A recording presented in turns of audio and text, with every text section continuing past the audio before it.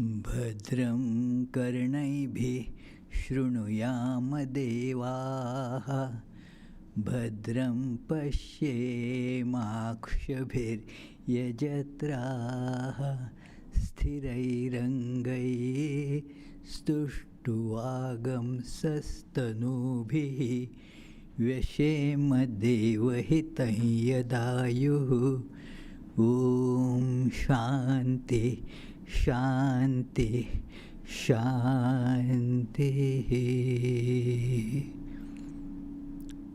Let us pray together.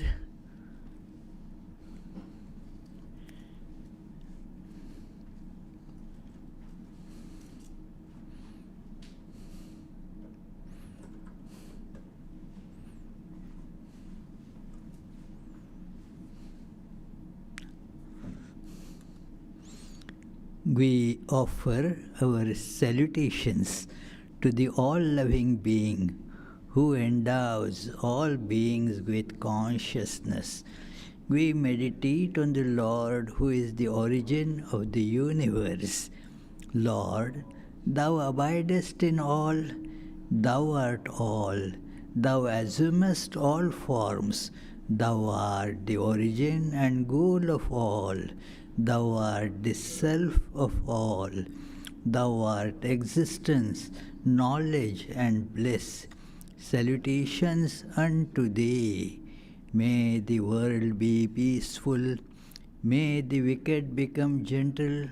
May all creatures think of mutual welfare.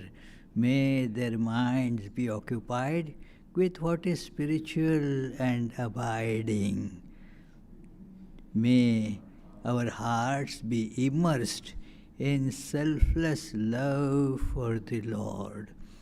Peace, peace, peace be unto all.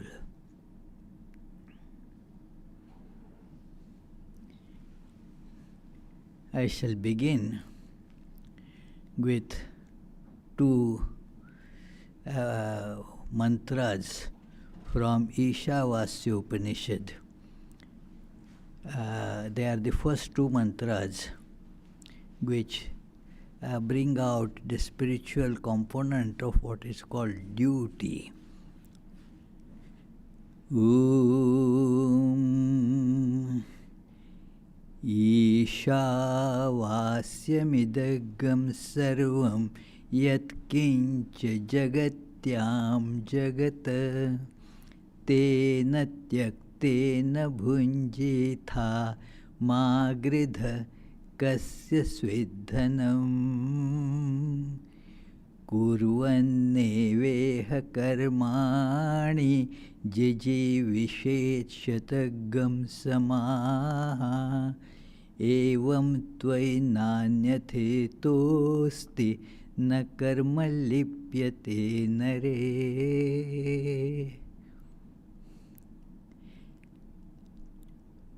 Actually, these two verses together, they describe the whole gamut of one's spiritual or human life.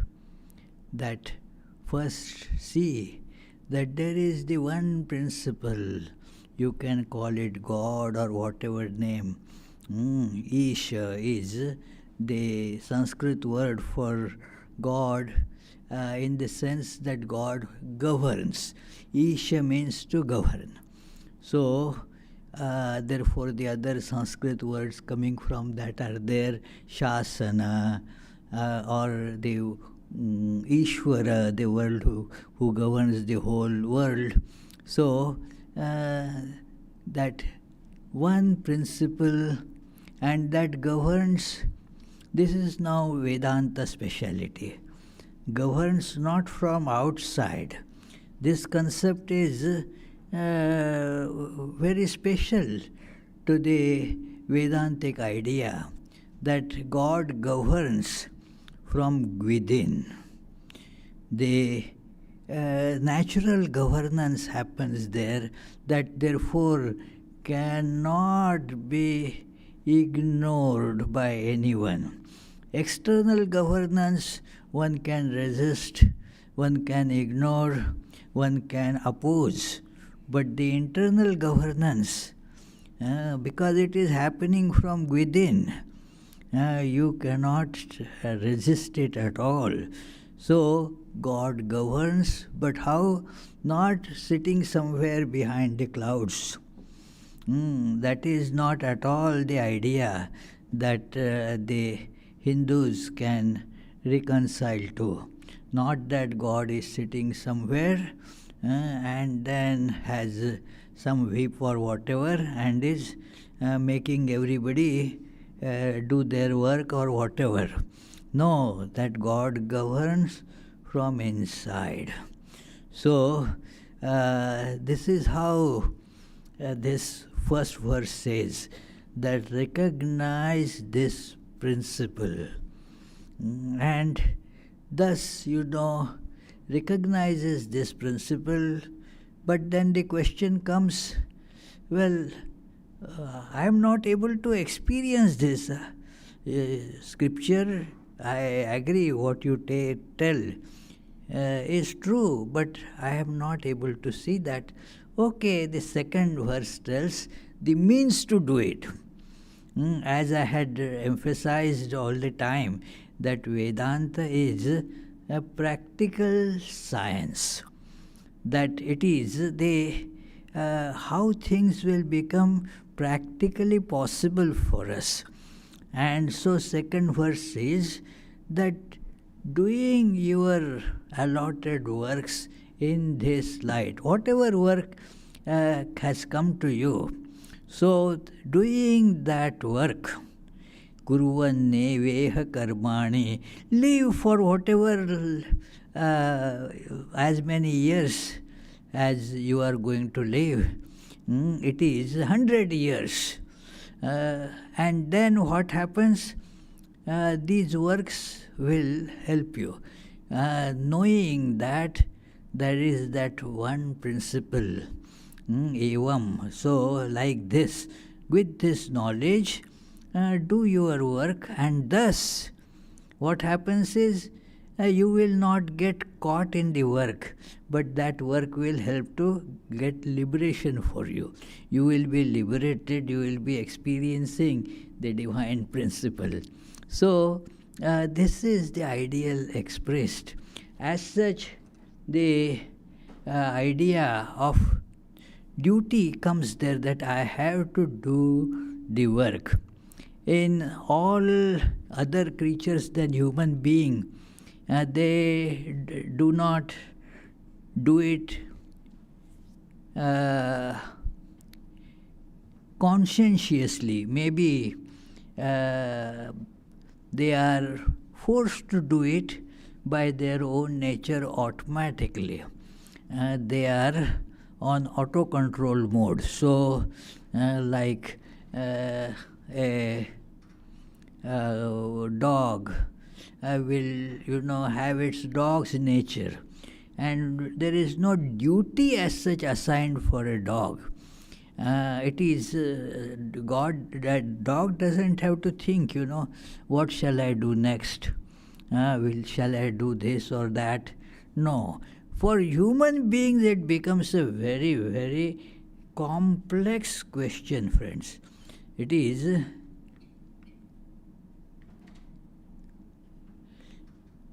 Hey Jitendra, what happened?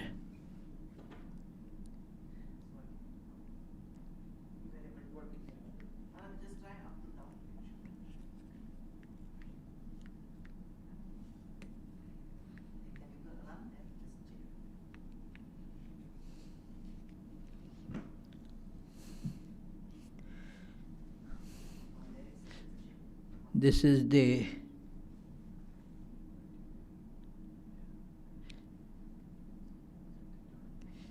there is another one maybe. Yeah.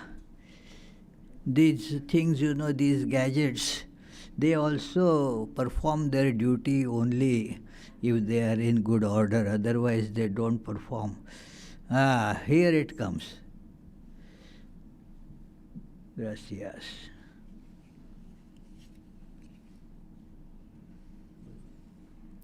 So, what is duty? It is a very complex, multi-tangled problem. So many factors come in for a human being. That is why this question, what is my duty? In the title, the real significant word is my. What is my duty?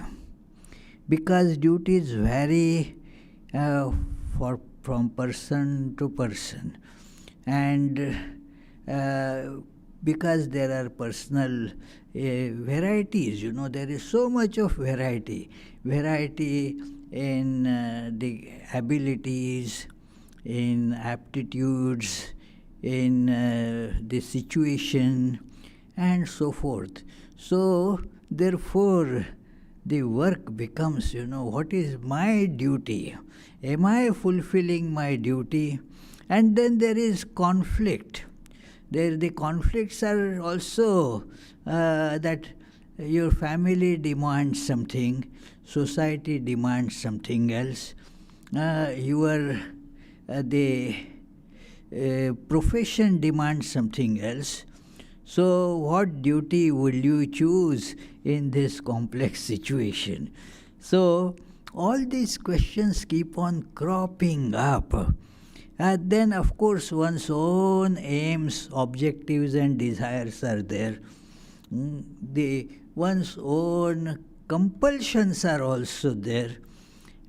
So, in all this maze, to know what duty is ours, and if this is not understood, the life becomes very difficult, very much, so many complexes keep on cropping up, and we feel at a loss, how to decide.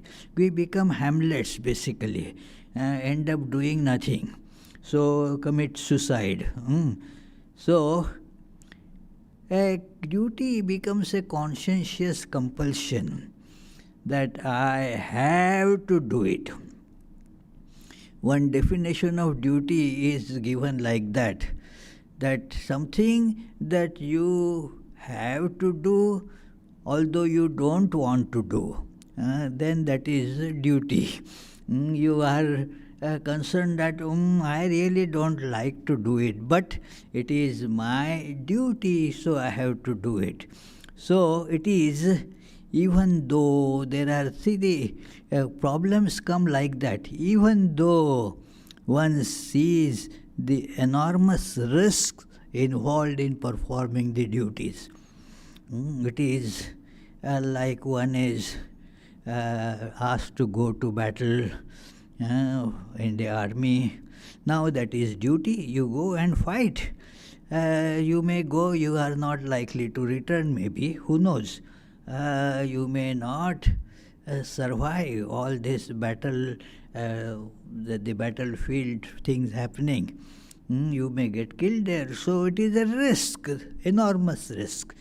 But I have to do it in spite of risk involved.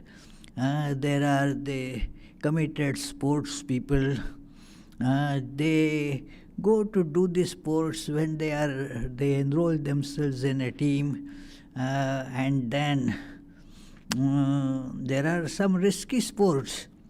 One athlete just died yesterday in the Winter Olympics, a great champion, while going that down slope skiing. It didn't die, but is now very much impaired, is not likely to be able to compete again. It had happened to her earlier, but again she decided to compete, and when she becomes part of the American contingent to go and play, participate, then it becomes duty. I must do this duty, and even if it means risking my life or health, I have to perform it. So this is in spite of the risk. People have to go and perform those things. People work in circus, enormously risky business, To so many things are shown in circus, and not all are fake. Some are fake. There is a very nice story that it is one circus. A man was unemployed for a long time. His friends came and said, "Oh, there is a circus going on there. I can give you a job there." And he was told to do the job of a bear. Means just put the skin of a bear and be there. And because many come to just to see the animals in the circus, because instead of going to a zoo, they feel it will be better to look at the circus. So he had to be, dressed in the bear skin. And he said, "You will get whatever, daily wages." So he agreed, nothing else to do. So the day somehow passed. At night now, this man was curious. So he heard some noises from the other side and decided to go and peep in the other cage. So climbed somehow. And then he didn't want to jump there, but then he fell in the other cage, and there he saw a big ferocious tiger. And now he thought that it is the last moment. I am not really a bear that I can even put up a fight with this big ferocious tiger. And they saw he folded hands in prayer and recited this, just that, "Our Father," and that the tiger said, "Thou art in heaven." So even the tiger was like that. So that is, there is no risk involved there, because nobody was really a tiger or a bear. So, but put that into that skin. So even though one dislikes it, many did not like the work that they are doing. But because of some compulsions, one has to do it. We used to have one cook back in India. He was not really professionally a cook. He was a farmer. And so, but the circumstances, because there was nothing much this income coming from farming, so he was forced to take up some other employment. And so he came to us as a cook. Now, all of us sometimes used to make fun of him. "Hey, what cooking? Is this worth eating? What have you cooked?" And he would proudly say, "If you want to test my skill, give me farming work, then I will show you how well I can do." But there was no farming work there. So even though he didn't like to be a cook, but has to do the work of cooking, and he was sincere, did it to the best of his abilities. So it's like that. And then sometimes it is seen as immoral from some perspectives. The morality is a very tricky thing. Somebody sees this is moral, somebody sees that something else is moral. So it is, and thus to decide whether that particular duty is moral or immoral, it is a very tricky question. Like so many, during the Vietnam War, there was that recruitment, many got into it because it was compulsory. What is it called? Drafting. Yeah, thank you. Draft. All were drafted into army, and then some raised this objection that no, it is against my conscience. And one of our Swamis, he had to face imprisonment because he decided, I won't join that war, it is, according to me, it is immoral. So there are moral concerns.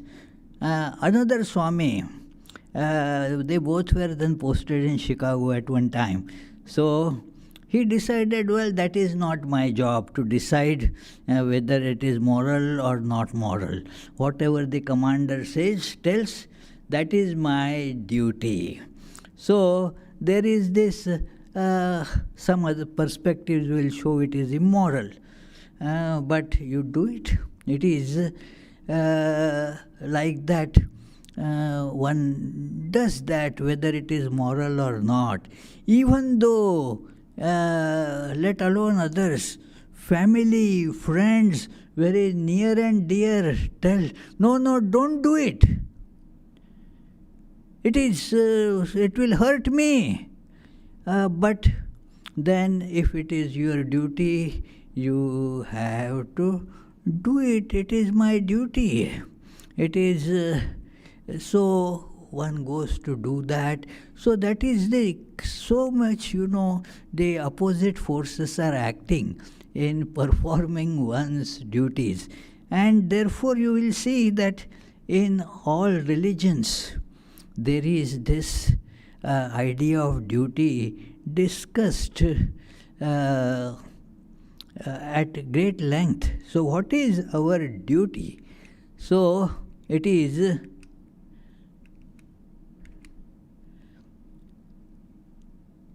they emphasize doing one's own duty. Bhagavad Gita, friends, has made a science of it. A wonderful teaching, about the one's own duty. The situation, as many of you are familiar with, Bhagavad Gita is the only scripture which is told on the battlefield. It is an allegory, but that is how it was told when Arjuna knew that his duty is to fight, but saw that so many problems arise because of war. So he started preaching Krishna against the battle, against fighting. It is. So Krishna told him that, no, you must fight. That is your duty. But do it in a way that you are not attached to the results of it. Do it as a duty without getting involved into the results or the consequences. Do the duty. Do it as duty, and that will gradually lead you to the God realization. Bhagavad Gita calls it Swadharma. There is a beautiful commentary on Bhagavad Gita by Bal Gangadhar Tilak. So Tilak therefore has given the name Karma Yoga to his commentary. It is the yoga of action basically. There are all different yogas discussed in Bhagavad Gita, but the primary thing you see right from the first chapter to the 18th chapter is a proper performance of duties, how one should perform one's duties. Different commentators have different take on it, but this is a very important concept in Bhagavad Gita, performance of one's own duty.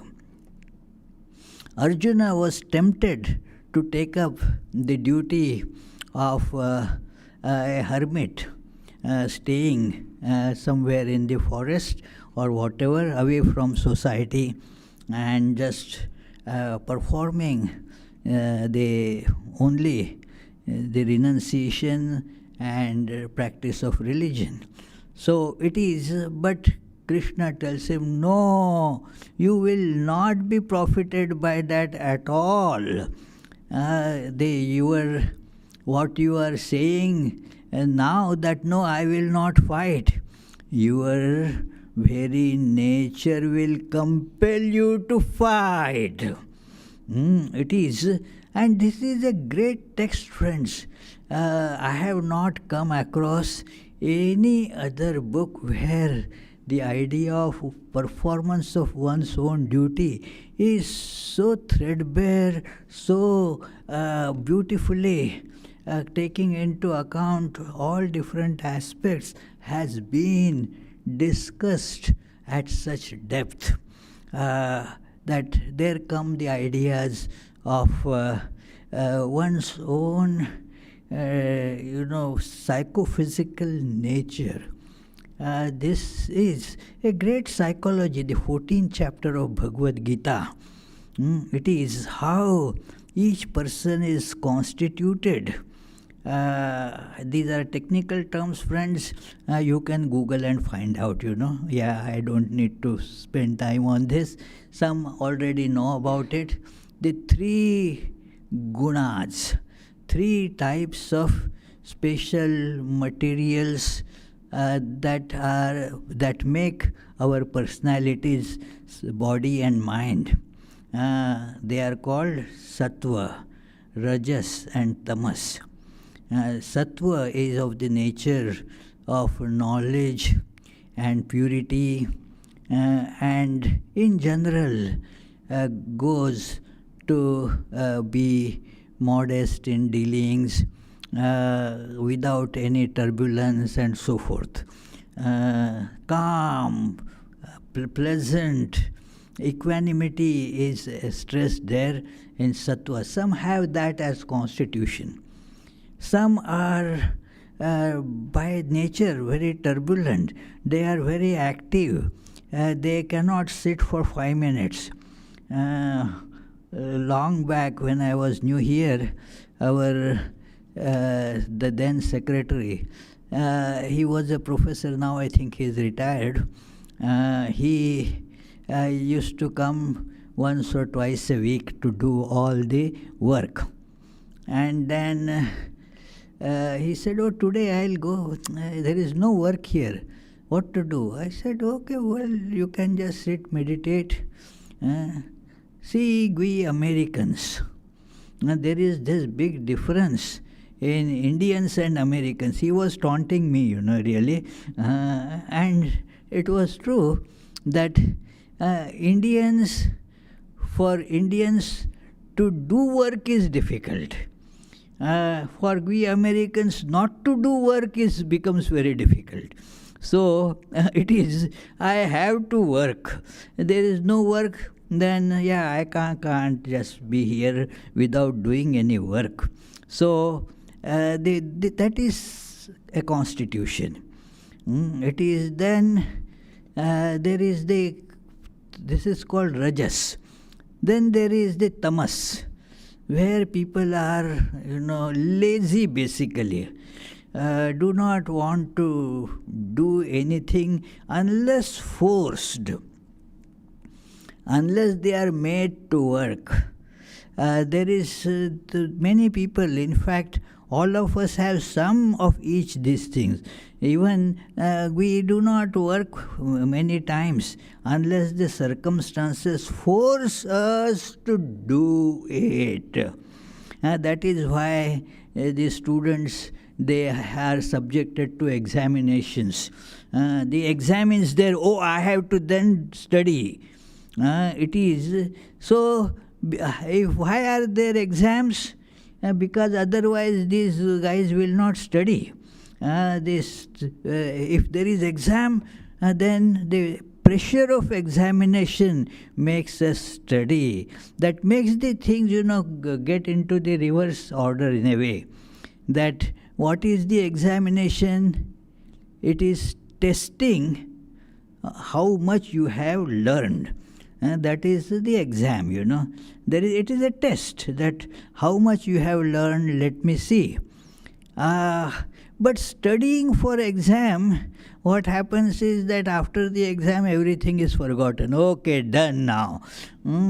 It is like you test whether you cook the rice, rice or pasta or whatever, and then you press a little of it to see whether it is cooked or not. And that is testing, you test it. And after testing, what do?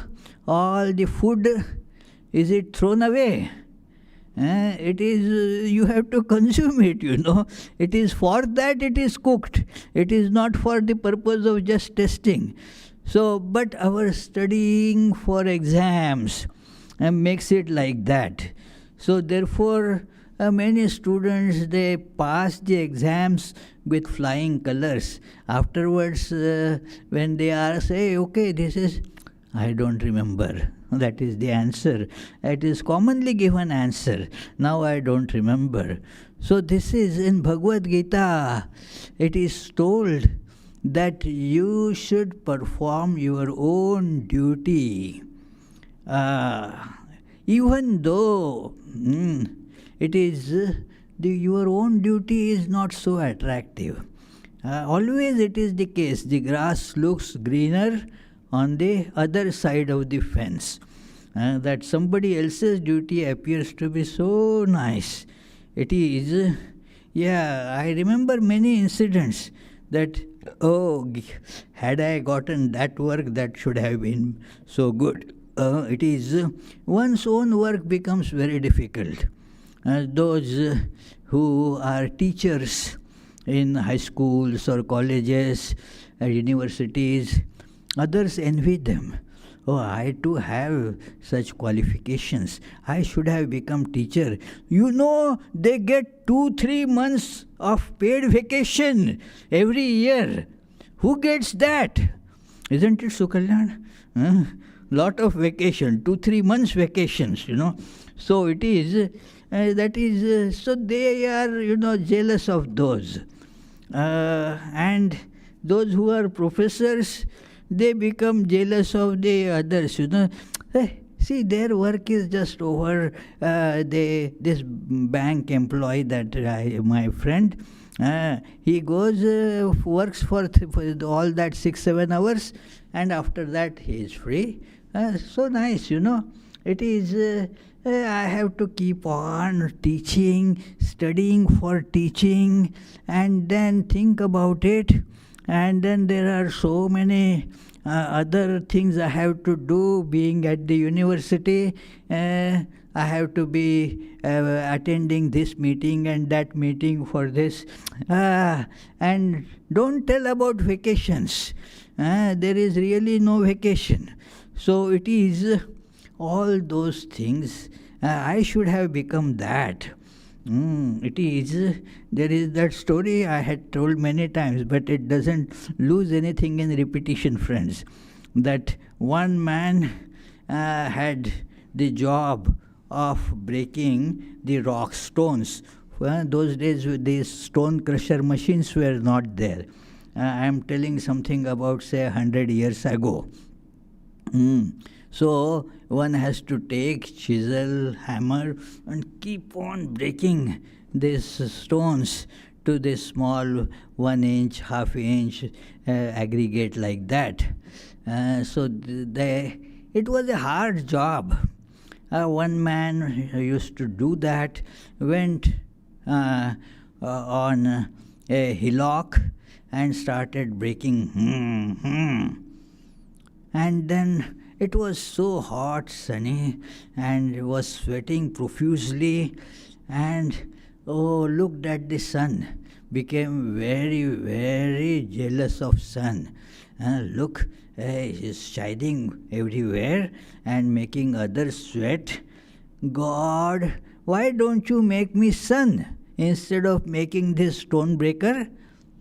And God wanted to give him whatever. Okay, become sun.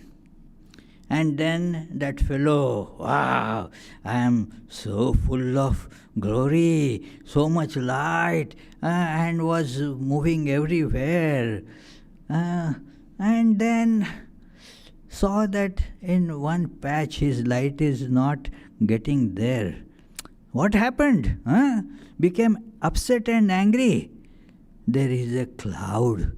Cloud had covered. So sometimes we get such cloudy weather for days we don't see the sun. So he said, God, thank you for making me sun. But look, this cloud looks more powerful than me. Why don't you make me cloud? God said, okay, dear, amen. And then became cloud and was very proud that, hey, I can obstruct the rays of sun. I am so powerful. And while it was feeling glorified by being a cloud, felt a big pull at one end of it. Hey, what? He saw the breeze is taking it away. There was wind. And so the wind was making the cloud go away in spite of itself. No, I don't want to go. The cloud had no freedom. According to the breeze, the cloud had to go. Again he got upset. God, see what my condition, that wind is making me move everywhere. It is no freedom to me. I wanted to be right there. But see, the wind is making me go like that. Why don't you make me wind? God said, okay, become wind. And became wind. Sometimes flowing gently, sometimes becoming a storm or hurricane and uprooting trees and making the rooftops get blown here and there, was feeling very satisfied with its power. But then saw the one mountain was not having any effect of it. The mountain stood firm while the breeze tried to, make it move, but it could not make it budge. Again requested God, God, why don't you make me such a mountain? God said, amen.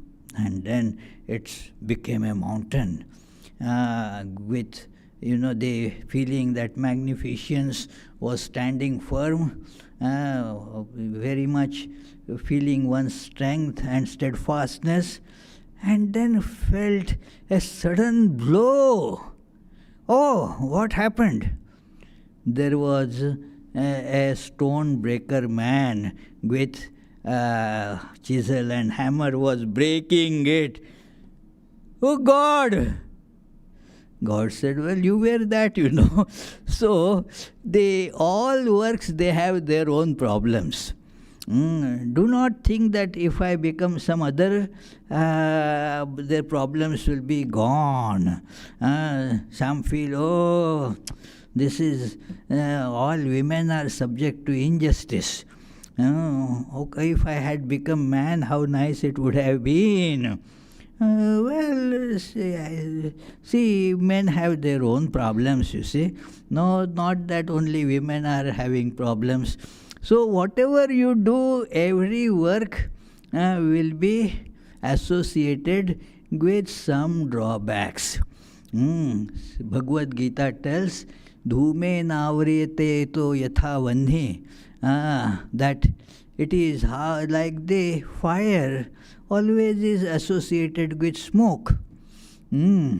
So every work will have some blemish or other. But that doesn't mean you should change your work.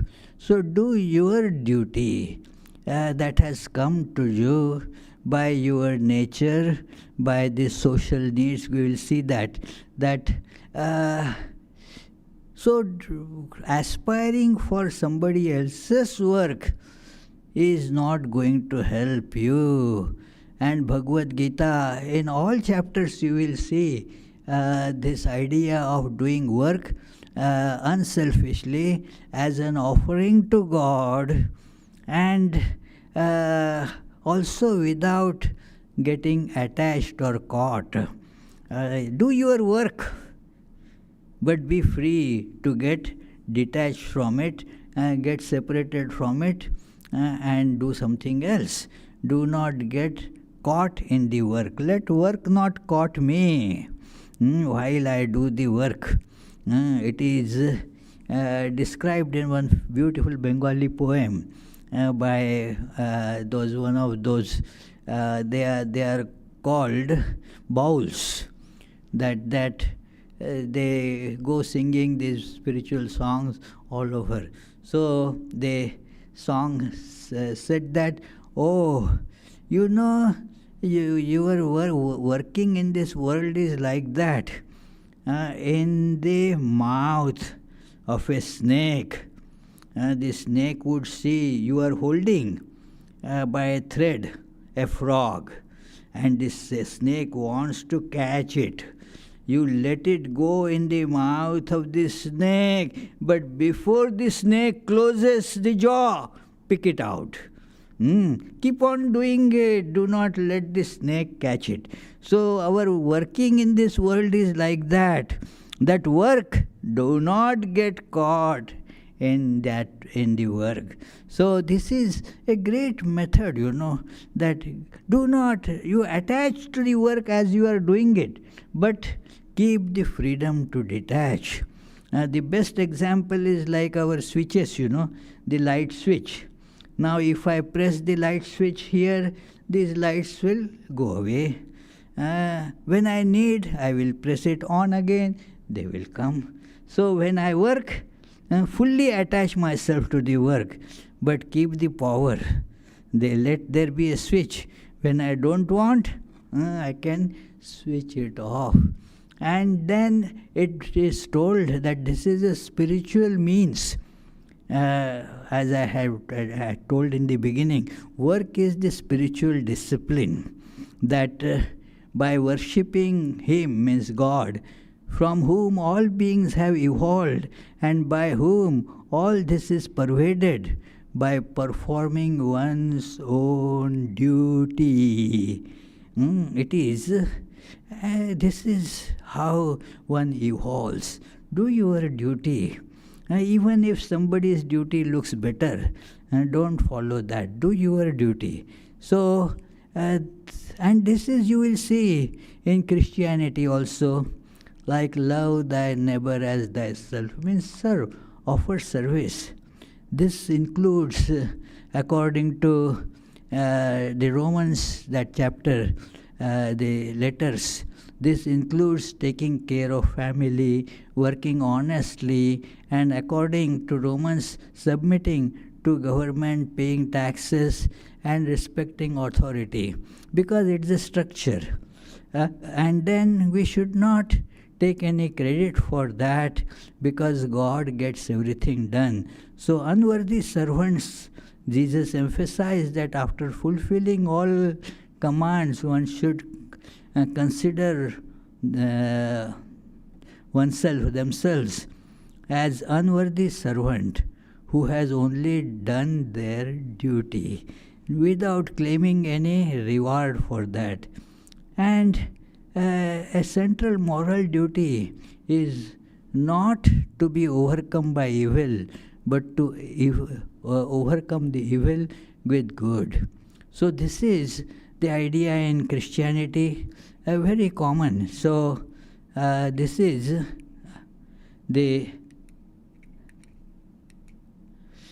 it is, how the different, look at one's own human body, that each organ has its characteristic function. Every limb, each cell has to perform one's own duty.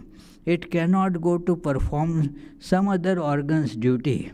That the mouth and hands, for example, hands cannot say, we have to work hard. This mouth gets to eat. Why? We will eat ourselves. No, the hands cannot eat. The mouth cannot do work. It is so therefore everything has its own designated characteristic function according to its constitution and strength, and all that is necessary for their own survival. Imagine if hands say we won't feed the mouth, and the hands themselves will die, every whole body will die. So therefore everybody has to perform their own function. Every single cell in all organs, they have their characteristic function. So and you cannot imitate the function of another. Not possible that the eyes will show the way, but eyes will not walk. The legs have to walk, you see. So they cannot change the functions. That okay, legs cannot say, let me see, eyes, you walk. No, that cannot happen. So there is no imitation there possible. So the same also duty in society. The society is a big body, and there it survives if one performs one's own duty. There are innumerable beings. They all have to perform their function according to, now these are very important words, one's constitution, which includes physical and mental abilities, aptitude, and situational requirements. Situational requirement is a very important factor, friends, that according to the situation you work. It is, yes, it is, for example, there is has been snow, and so removing the snow is one of the duties that you have to perform. Why? Because of the situation, you see. It is not that if there is no snow, let me remove the snow. No, there is no snow to remove. Many years ago, I don't know if any of you have noticed, that year there was hardly any snow. And so all the snow plow people, they were very distressed. Other people were happy, oh, how nice it is. But the society is like that. All cannot be happy at the same time. So all these snow plows, they therefore came to do a demonstration, an agitation, right in the downtown, that we eat snow, we are feeling hungry, we eat snow, please feed us. So it is, that is how, they do not have any work to do now. So that is how the social condition. So they therefore have to take some other work because of the situation. So these are situational requirements. A duty becomes very complex. There is similar idea in family. There is division of works, responsibilities get divided. But one has to remember here, for the society as well as for the family. If you look back, say, take about 10,000 years of history of human beings. The family structures have changed a lot, social structures have changed a lot, and so what was needed in one condition of family, one way of running a family, it doesn't become relevant in the other this thing. On Fridays we are studying Bhagavatam. So there many such things come, that how the society at that time was, how the families functioned at that time. So it is, but one principle common, the constant principle or the principles are commitment, loyalty. In the face of impediments or oppositions, you have to do that duty in the face of difficulties and oppositions. But it varies, means the duty exactly what is there varies according to the family structure of that time or the social structure of that time. And then we come to the last. We are part of the society, we are part of family, and we are human beings. As human beings, what is our duty? And now this duty here specifically, in every other social duty, family duty, this factor is important, but it becomes most important in deciding our duty to justify our being a human being. We are a human being. And what is a human being? Who seeks the ultimate truth. That is a human, special human requirement. We are not satisfied, friends, with just the physical needs. Therefore, there is that beautiful old saying, man does not live by food alone. It is no, food is okay, required, but food alone does not satisfy a human being. Food is a symbol of physical needs. If other animals, they are okay, satisfied. If they are given all these primary needs, enough food, enough shelter, and so forth, it is so they are okay. But human beings, in spite of all that, suffer. Why? They want something more than that. One may think that if you have enough, lot of money, I use the word enough, but how much money is enough is a question. So it is that in spite of having lot of money, there are problems, dissatisfaction, what to do, all that comes in, and therefore it is described that what is all scriptures of different religions describe God realization as the goal of human life.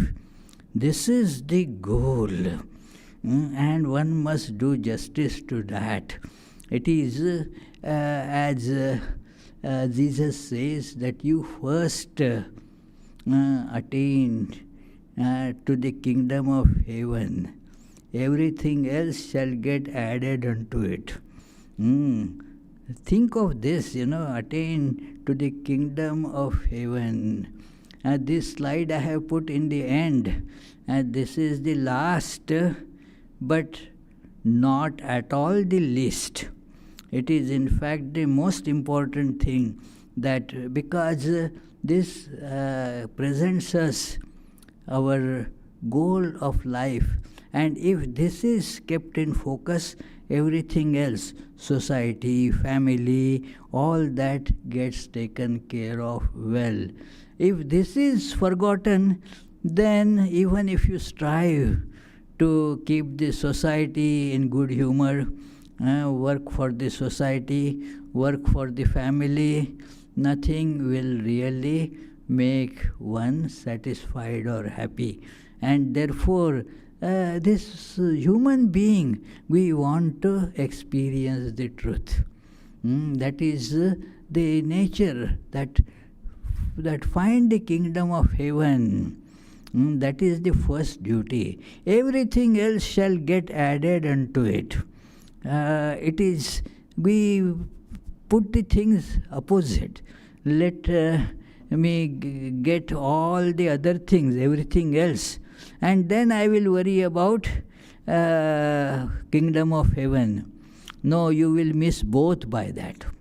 We will miss both by doing that. We must first, why Jesus said first, ye go took realize the kingdom of God.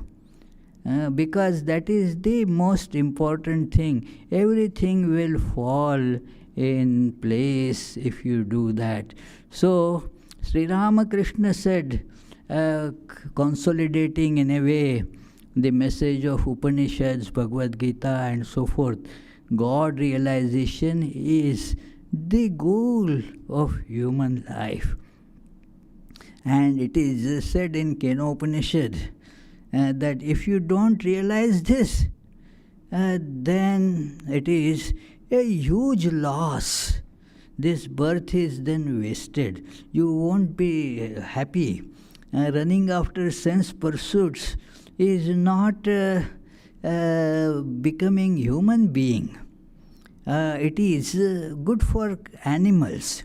Human beings, they cannot enjoy like animals, It is very difficult.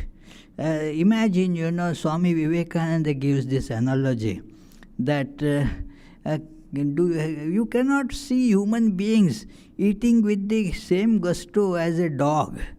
The dog, I saw one, a pet dog in one place, and then I was playing with that dog a little bit here, there, and then the dog wanted food, and then the food was brought to the dog, and then I called the dog. The owner of that home, the house, that man and his wife told me, now don't disturb the dog. Dog will refuse to get disturbed now. I was trying to test that. No, whatever, earlier the dog would jump on me and so forth.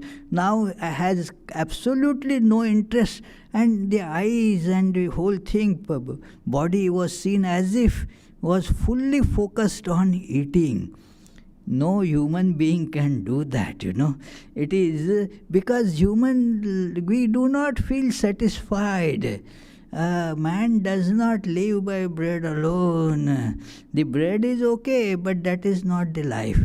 So therefore, if we want to go for sense enjoyments, it is much better to be the other animals. At least you would have got some happiness out of it. Human beings actually feel the prick of conscience. That, like I feel when I eat a lot, I shouldn't have eaten so much. So it is because human life is not like that. It is for realization of God. And that is the primary duty, friends. It is the most important duty that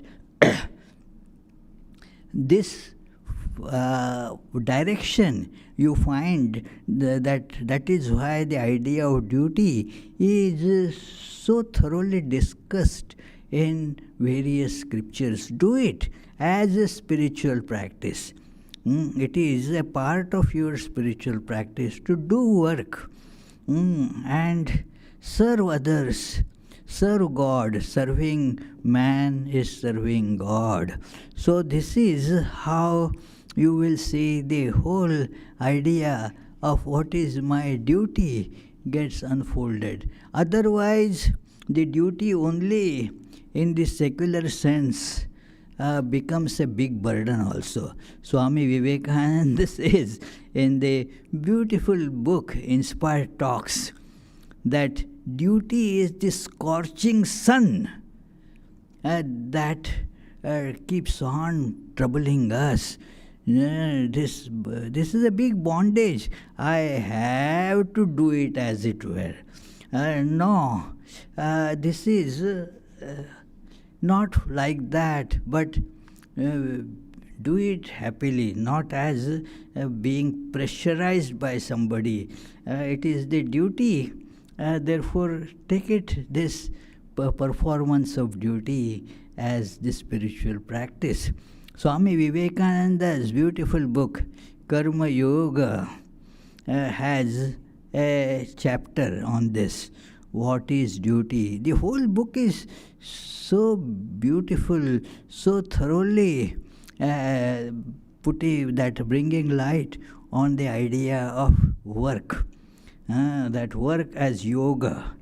It is not yoga of work as such, but it is using our day-to-day work as the means of connecting to God. They connect to God through work. That is called yoga of action, karma yoga. There you will find these beautiful chapters that how to determine one's own duty. A householder has one duty. A householder means a family person. A monastic has a different duty. We should not make a monastic do. A monastic should not go to perform the duties which are meant for the householders. And householders should not try to imitate a monastic. So that is how the duties differ according to the station of life, one's own vocation or calling, and the social needs. It is all then tells you what is my duty in that capacity, in that situation, and so forth. It is so. We saw this accordingly, and yeah, we will. I'll stop the lecture, and if you have any questions, please come forward. Come forward means don't walk here, just ask the question. It is the words are funny, you know. It is that come forward, somebody would get up and start walking here. That is not what I meant. In Bengali, there is a word, dadao, means two meanings. Means wait, and second meaning is stand up. So I didn't know this. I only knew the word dadao means stand up. So in the dining room, our kitchen manager was telling to wait, you know, something else is coming to eat. So he says, dadao. And I stood up, oh, dadao, that doesn't mean that. So anyway, hey, that Rupak has question.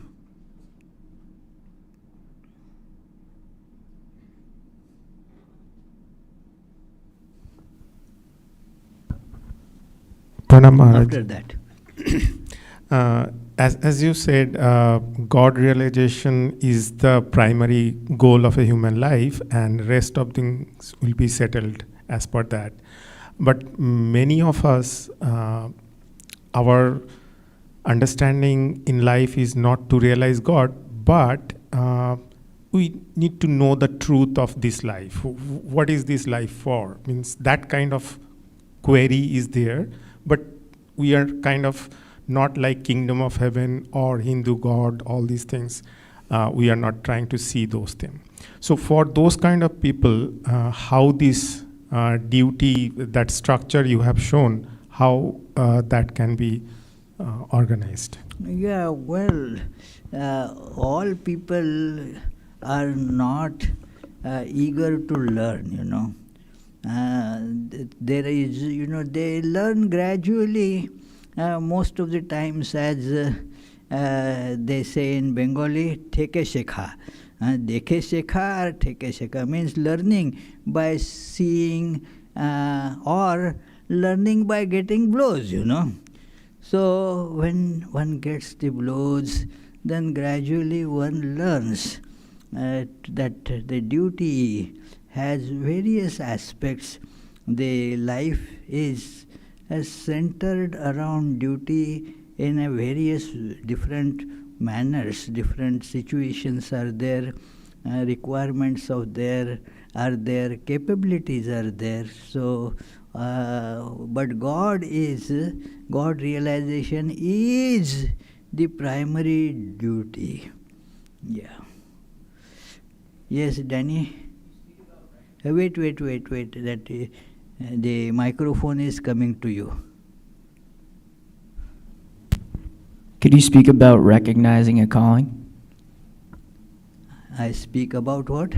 Recognizing a calling? You were saying there's God. different. God. Yes, God is to be recognized in everything. There is the presence of God. To give you an analogy, one should see that just as one recognizes water in a ripple or a wave, that is, the ripple is there, but there is, what is that ripple? A form of water. So similarly, all these ripples, they are like, we are all like ripples, physically speaking. Rise, have birth, stay and go away.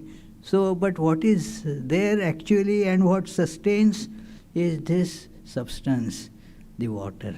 So, that is how we have to recognize this principle, that just as we recognize water in a wave, so also in everything that we see, we should recognize presence of God. Like this is a gentleman's shirt.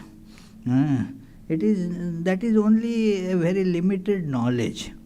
It is actually God appearing as Sharat. We have to recognize like that, because that is the truth.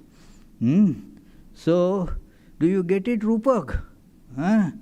Yeah, it is all that God appearing like Kashmika, that's all, It is, that's the way Kashmika rises, falls, Rupak rises, falls, Mayuk rises and again falls. They are his family members, so they all come and go. What remains is God. So that is recognizing God. The question was about recognizing the calling of God.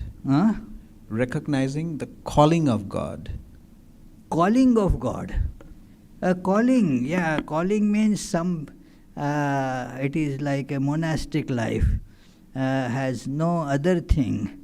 That is the only calling, that they recognize this, that everything else is for recognizing God in everything.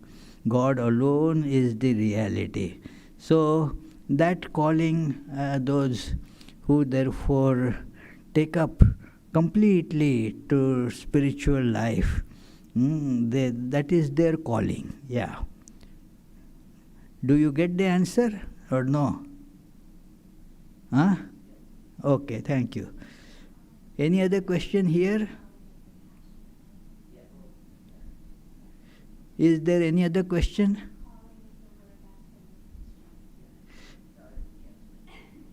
Calling means, like somebody had a calling to join the army, in that sense. So somebody had the calling like that. Right. Any other question? Any question upstairs? Yes, Maharaj, one question. One question, Maharaj. Okay. Question from Jyoti Champanirkar. Namaskar, Jyoti. Pranam, revered Maharaj. Pranam. Are there few exact questions I can ask myself before starting a secular task to determine if it is my duty or not? Well, certainly. Do not ask too loudly, that's all. Ask yourself these questions, that is it my duty or not? So, and all should be seen as the connected to the ultimate spiritual duty too. Then only those will get performed well. But it is true, you are doing a work. See, is it firstly your job or not? Do it if it is yours. If you have, you are a teacher, then you to teach is your duty. That is what makes you called a teacher.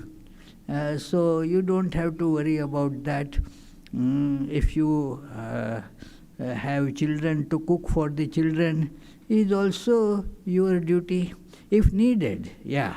So all depends on the need. The children, they can cook themselves, take care of themselves, then you don't need to. But this is how, according to the situational needs, one has to do the work.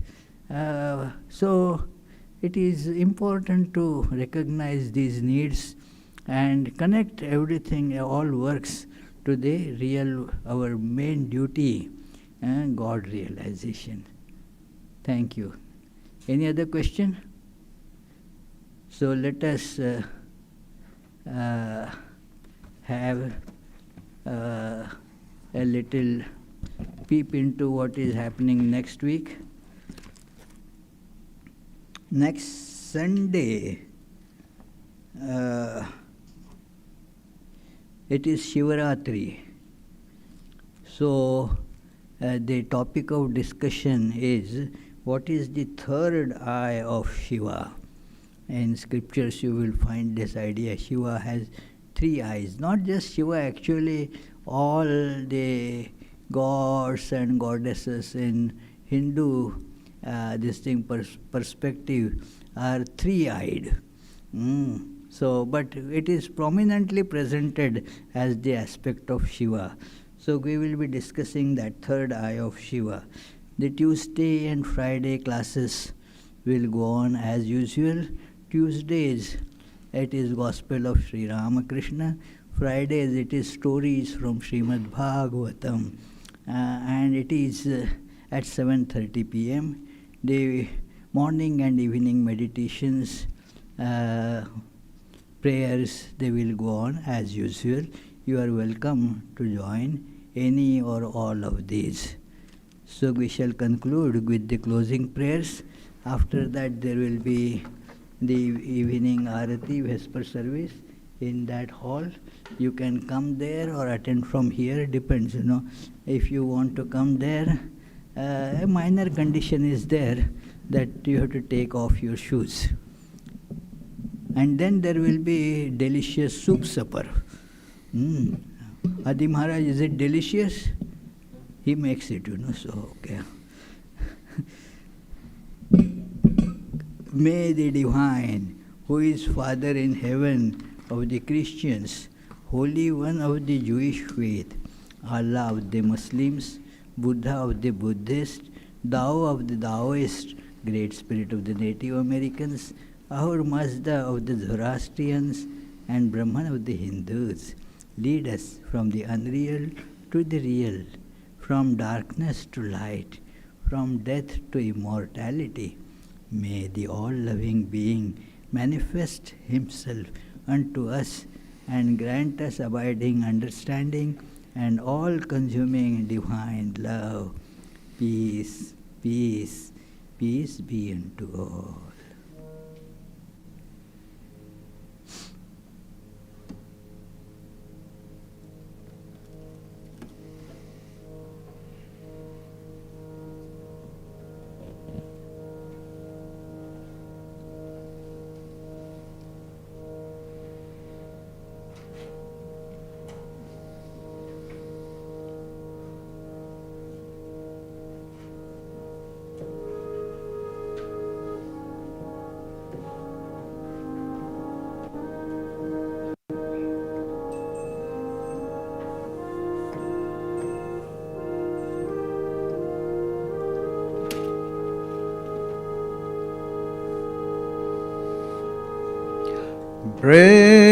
Breaker of all our worldly bondage and adored by all, we adore you too.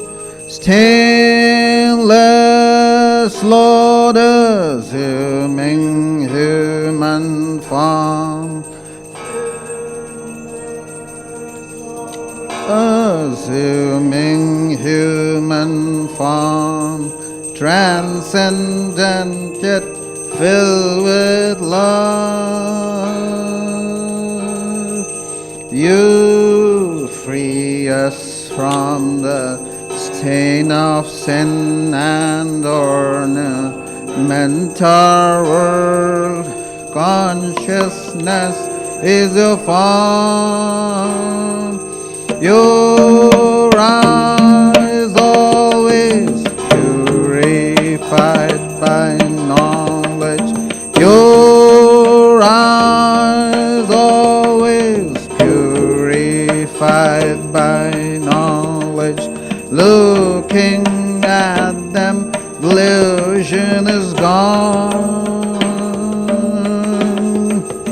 Ocean of shining love and feeling, ever inebriated in your infinite love. Your feet always dear to your devotees. Your feet always dear to your devotees. Form a boat to cross this world. Reveal to us as God incarnate and the Lord of all things, helping us join with you. Your mind's always set in the divine light. Your mind's always set in the divine light. This we can see through your grace. Destroyer of our worldly sorrow and compassion soul, infinite is your word. Your life offered for the world's deliverance. Your life offered for the world's deliverance, saving us from darkness and fear. Renouncer of all lust and lucre, therefore you were always spurning sensual life. Lord of monks, you are the best of men. Lord of monks, you are the best of men. Grant to us pure love for you. You're fearless and you're free from doubting. Your mind very firmly resolved. Causeless refuge of your devotees. Causeless refuge of your devotees, renouncing caste and birth. Our treasure is your holy feet, which take us very soon across this puddle of life. You give love and even-sightedness. You give love and even-sightedness to remove our anguish here. Our treasure is your holy feet, which take us very soon across this puddle of life. You give love and even-sightedness. You give love and even-sightedness to remove our anguish here. Greetings to you, O Lord, beyond both speech and mind. Greetings to you, O Lord, beyond both speech and mind. Yet you are the basis of both. O Lord, yet you are the basis of both. Great light of all lights, blazing in the heart's cave. Great light of all lights, blazing in the heart's cave. Darkness is destroyed by your light. Oh Lord, darkness is destroyed by your light. Greetings to you, O Lord, beyond both speech and mind. Greetings to you, O Lord, beyond both speech and mind. Yet you are the basis of both. O Lord, yet you are the basis of both. Great light of all lights, blazing in the heart's cave. Great light of all lights, blazing in the heart's cave. Darkness is destroyed by your light. Oh Lord, darkness is destroyed by your light. Langa ranga bhanga. These are all the sounds of mridanga. Langa ranga bhanga. These are all the sounds of mridanga. Spiritual songs devotees are singing for your worship divine. Spiritual songs devotees are singing for your worship divine. Jaya Jaya for your worship divine. Hara Hara for your worship divine. Shiva Shiva for your worship divine. Breaker of all our worldly bondage and adored by all, we adore you too. Jai Shri Guru Maharaj Ji Ki Jai.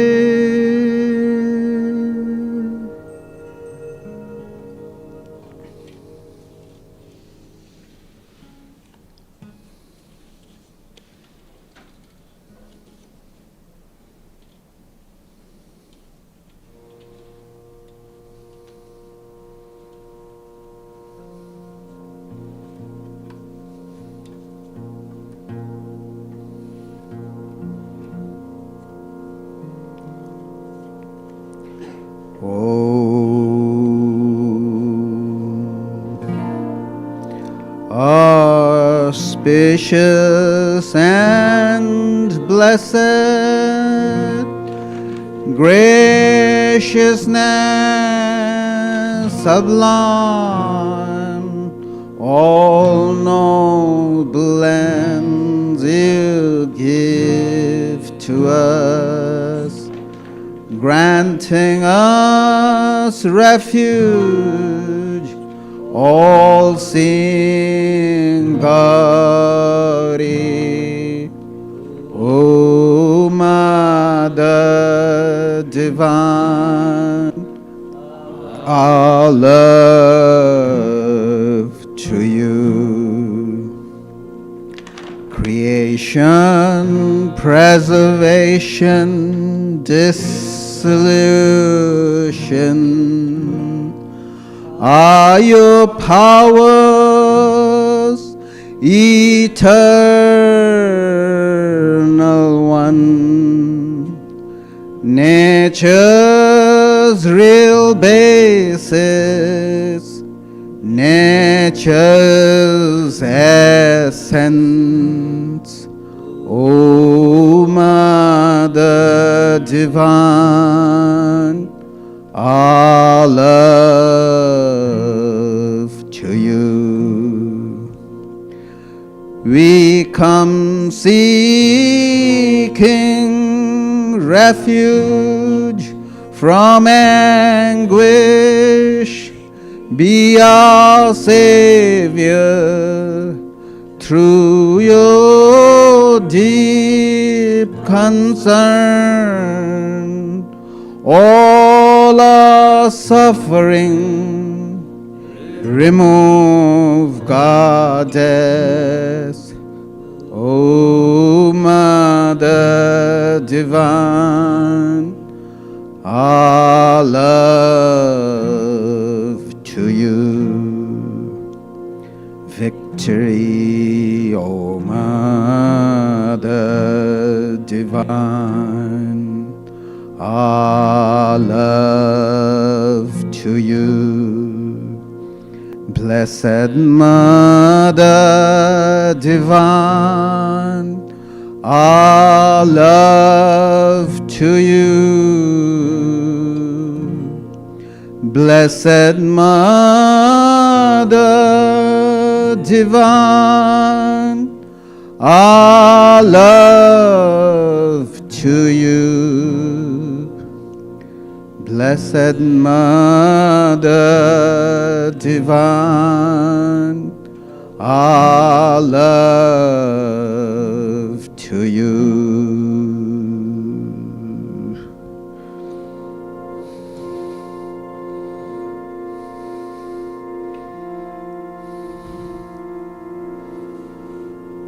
Jai Shri Ram Krishna Dev Ki Jai.